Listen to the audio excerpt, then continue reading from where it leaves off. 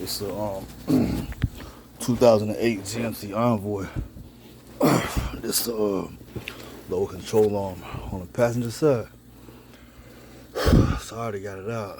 These basically 21s, 21 and 24 millimeters, 24, 24, 21. You ain't even really gotta take these out. Just the ones on the bottom over there of your bushings. Your bushings go right here.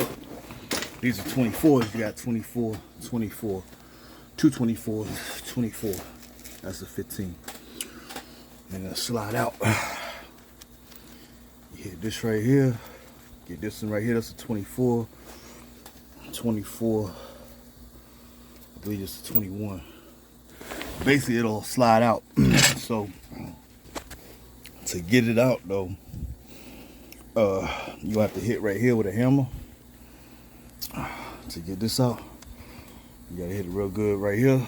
If you can use a front end service separator right there, but you know what I'm saying, I just hit it with a hammer, slide it out. So put it back in. I'm gonna slide this in first, slide this back, and then drop that in there.